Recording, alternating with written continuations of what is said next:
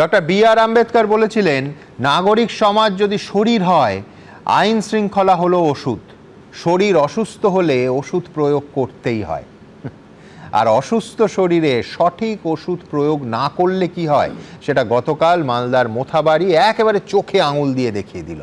গতকাল এই অনুষ্ঠানে বলেছিলাম, বুধবার গোটা দিনের ঘটনা যদি ট্রেলার হয়, 3 সপ্তাহ পরে ভোটের সময় কি হবে ভাবলে আতঙ্ক হয়। 4 জন মহিলা বিচারক সহ 8 জন জুডিশিয়াল অফিসারের সঙ্গে ঘন্টার পর ঘন্টা গতকাল যা চলেছে, তার সামান্য কিছু অংশ আমাদের হাতে এসে পৌঁছেছে, তা শিউরে ওঠার মতো। গোটা দেশের সাধারণ মানুষের শেষ আশ্রয়স্থল যে বিচার বিভাগ, সেই বিচার বিভাগের অবিচ্ছেদ্য অংশ মাননীয় বিচারকদের চূড়ান্ত হেনস্থা দেখে আর চুপ করে থাকতে পারেনি সুপ্রিম কোর্ট। বেনজিরভাবে সুপ্রিম কোর্ট আজ বলল, বাংলার আইন শৃঙ্খলা ভেঙে পড়েছে। এজলাসে একেবারে ঝাঁপিয়ে পড়লেন কপিল সিব্বাল। একান্ত অনুরোধ, দয়া করে জাজমেন্টে এই কথা লিখবেন না। কিন্তু সুপ্রিম কোর্টের প্রধান বিচারপতি আজ স্পষ্ট ভাষায় বললেন, আপনাদের রাজ্যে সব কিছুতেই রাজনীতি। প্রধান বিচারপতি আজ আরও বললেন যে বিচারকদের মনোবল ভাঙতে এটা পরিকল্পিত হামলা।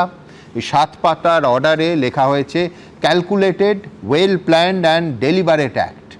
আর কে সব করিয়েছে সব আমরা জানি। আজ অবশ্যই প্রথম বক্তা জয়ন্ত নারায়ণ চট্টোপাধ্যায়।